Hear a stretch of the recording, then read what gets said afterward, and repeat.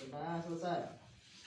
Terima kasih kepada Adi yang telah membimbing doanya. Langsung saja Ibu absen. Adi Chandra, Hadir Bu. Akmal Arifin, Hadir Bu. Dia Agustin, Hadir Bu. Via Arianti, Hadir Bu. Zumita. Hadir Bu. Oke, hadir semuanya ya. Iya Bu. Langsung saja kita memulai pembelajaran, di mana minggu lalu kita belajar mengenai bab 1 tentang pertumbuhan dan perkembangan makhluk hidup. Nah, hari ini kita akan belajar mengenai bab baru, yaitu sistem gerak pada manusia. Nah, adapun tujuan pembelajaran kita yang pertama, siswa dapat menganalisis struktur dan upaya. Yang pertama, siswa dapat menganalisis struktur dan sistem rangka. Yang kedua, siswa dapat menganalisis struktur dan fungsi otot. Yang ketiga, siswa dapat menganalisis struktur dan fungsi sendi. Serta yang keempat, siswa dapat menganalisis upaya menjaga kesehatan sistem gerak. Nah, dari judul ini ada yang tahu nggak sih gerak itu apa? Coba. Gerak itu bergerak dan lain sebagainya ya. Jadi gerak merupakan salah satu ciri makhluk hidup. Nah, tubuh manusia, Oke, silakan Zah. Cuci tangan ya.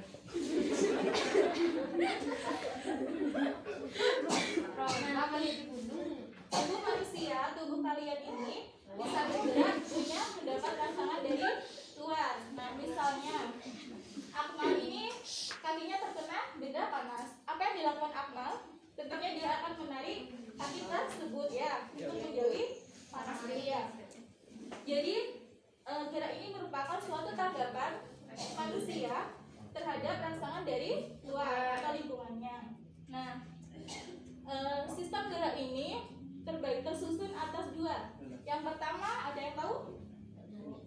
Yang pertama yaitu rangka dan otot. Nah, rangka ini disebut sebagai alat gerak aktif atau pasif. Pakai sendal. Ya. Kalau otot ini Sunita. sebagai alat gerak aktif. Nah, disebut demikian Sunita dikarenakan tuh. hanya ototlah yang mampu menggerakkan rangka. Pakai sendal kamu. Dan hanya ototlah yang Kenapa mampu pakai sendal? berfungsi dan berelaksasi. Mana sepatunya? Oke, kita bahas yang pertama yaitu rangka manusia tersusun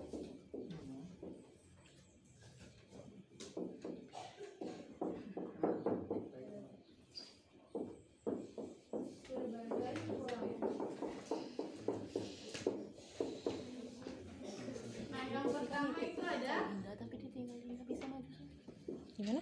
HP itu putih kan titipin sama Indah. Tapi ditinggalnya kerangka di rumah dulu. Si Winda? tubuh Indah. Ya, lanjut aja. manusia. Nah, di sini ada yang tahu nggak sih pengertian dari rangka atau skeleton itu apa?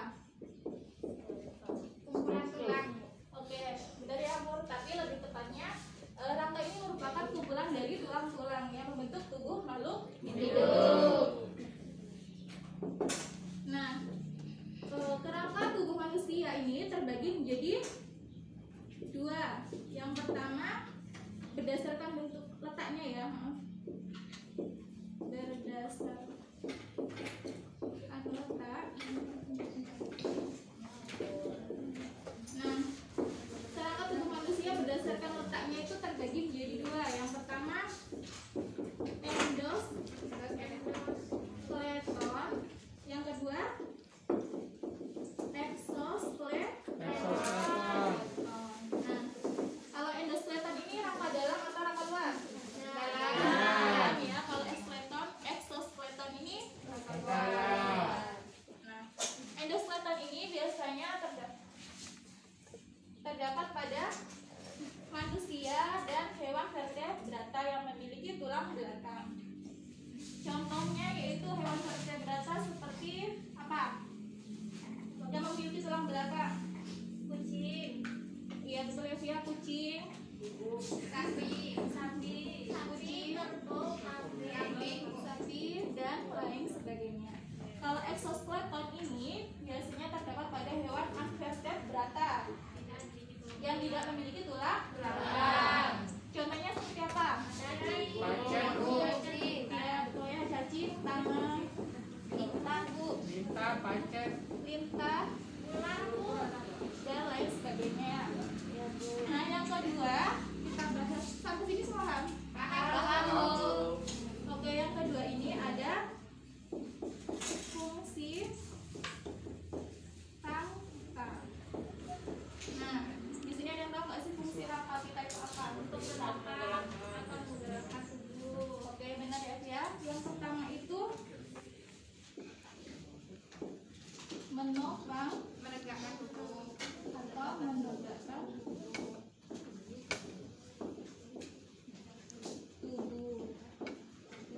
Nah, yang kedua ada yang tahu? Untuk melindungi organ tubuh bagian dalam. Melindungi organ bagian pendalam.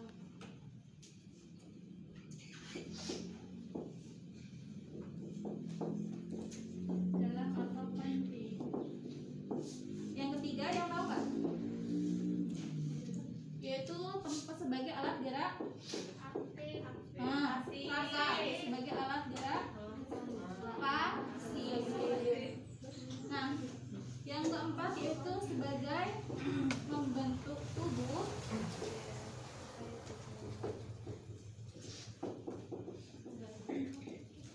Yang kelima ada tempat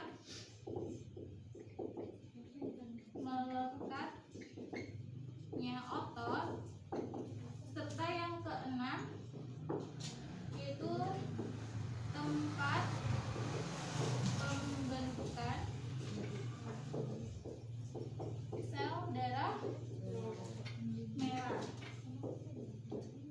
Nah, kita bahas yang pertama. Nah, fungsi rangka yang pertama yaitu menopang atau menegakkan tubuh. Nah, coba bayangkan kalau tubuh kita tidak mempunyai rangka, otomatis tubuh kita tidak bisa bergerak. Ya, sama halnya seperti ruangan kelas ini ya. Kalau misalnya tidak ada rangka berupa besi, bata dan lain sebagainya, tentunya tidak bisa berdiri. Yang kedua, melindungi organ bagian dalam. Ya, bagian dalam itu bagian penting ya. Contohnya seperti paru-paru, hati, dan lain sebagainya. Nah, misalnya, akmal ini terjatuh secara tengkurap. Nah, bersyukurnya akmal ini mempunyai rangka, otomatis. Nah, iya betul ya. Nah, yang ketiga sebagai alat gerak pasif. Ya, tadi sudah Ibu jelaskan bahwasanya hanya ototlah yang bisa menggerakkan rangka. Nah, selanjutnya membentuk tubuh. Yang kelima itu tempat melekatnya otot, yaitu seperti otot jantung, yaitu biasanya terdapat pada jantung. Kalau otot polos biasanya terdapat pada dinding, usus dan lain sebagainya ya. Yang keenam itu ada tempat pembentukan sel darah merah. Nah, pasti kalian di sini berpikir rangka ini kan tersusun atas tulang-tulang, Bu, kok bisa sebagai pembentukan sel darah merah? Nah, itu dikarenakan pada sumsum tulang belakang kita itu merupakan tempat terjadinya proses pembentukan sel darah merah. Nah, sampai di sini paham? Paham. Oke, kita lanjutkan ya. Kalau sudah paham. Yang ketiga yaitu ada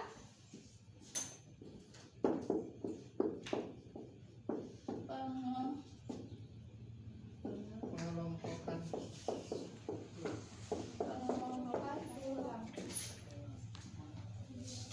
Nah, pengelompokan tulang ini secara garis besar itu terbagi menjadi dua. Yang pertama berdasarkan jaringan penyusun atau sifat fisiknya. Nah, yang kedua ada berdasarkan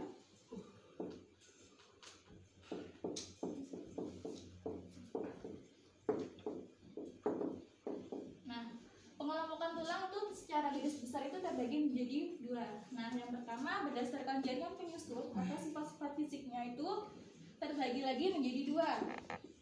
Yang pertama ada tulang rawan atau kartilago. Nah, yang kedua ada tulang keras atau osteon ya. Nah, yang kedua ini bermodalkan tulang yang kedua itu berdasarkan bentuk dibagi lagi menjadi 4. Ada tulang pipa atau tulang panjang. Yang kedua ada tulang pendek. Nah, yang ketiga ada tulang pipih. Serta yang keempat ada tulang tidak beraturan. Nah, kita bahas ya yang pengelompokan tulang secara garis besar tadi dibagi menjadi dua. Nah, yang pertama berdasarkan jaringan penyusul ada dua lagi di bagian tulang rawan atau kartilago merupakan sel-sel tersusun. Tulang rawan ini biasanya tersusun atas sel-sel tulang rawan atau kondrosit. Nah, biasanya tulang rawan ini bersifat elastis, yaitu pada tubuh kita apa coba yang di telinga ya, ya. Telinga, wahyu, hidung juga ya. Ayo. Nah, yang kedua ada tulang keras. Nah, tulang keras ini sel-sel penyusunnya yaitu tersusun atas sel-sel tulang keras atau sejati yang disebut dengan osteosit. Nah, tulang keras ini biasanya pada tubuh kita apa yang bentuknya keras? Tulang kaki. Ya, itu ya, tulang tangan, kaki dan lain sebagainya.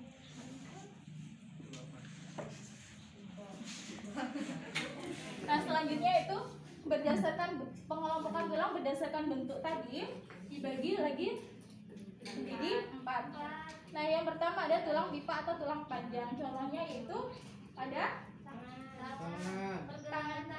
tangan kita ya, tulang lengan atas, ada tulang lengan bawah, terus kaki, ruas jari kita juga ya. Nah, itu. Yang kedua ada tulang pendek, yaitu seperti pada seperti pada pergelangan tangan kita, terus pergelangan kaki kita ya. Dan ruas apa?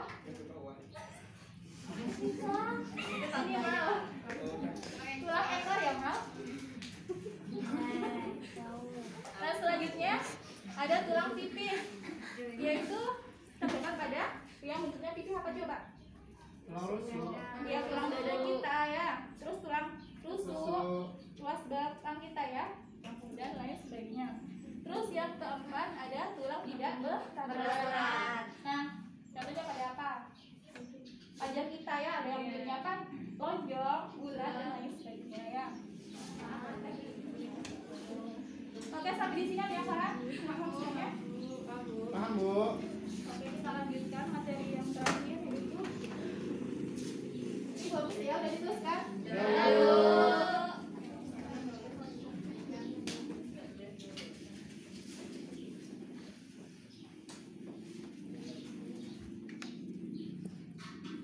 Nah, yang keempat ada susunan Rangka.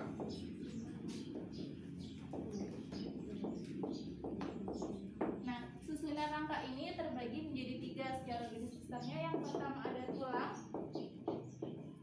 tengkorak. Cantik. Yang kedua ada. Waktunya habis. Masuk penutup lagi. Oke, dikarenakan waktunya sudah habis, langsung saja Ibu yang menyimpulkan materi pada hari ini. Ya. Oke, materi kita hari ini itu judulnya tentang sistem gerak pada manusia. Nah, tadi sudah bahwasanya kerangka tubuh manusia itu secara garis besar berdasarkan letaknya terbagi menjadi 2, yaitu endoskeleton dan exoskeleton. Nah, yang kedua ada fungsinya tadi terbagi menjadi 6, yaitu menopang atau menegakkan tubuh. Yang kedua dan tempat pembentukan sel darah merah. selanjutnya itu pengelompokan tulang berdasarkan ada bagi menjadi dua. Yang pertama berdasarkan jaringan penyusun atau sifat-sifat fisiknya itu terbagi menjadi dua, yaitu tulang rawan dan tulang keras. Yang kedua pengelompokan tulang itu berdasarkan bentuk. Itu terbagi lagi menjadi 4, yaitu ada tulang pipa, tulang pendek, tulang pipih, dan tulang tidak.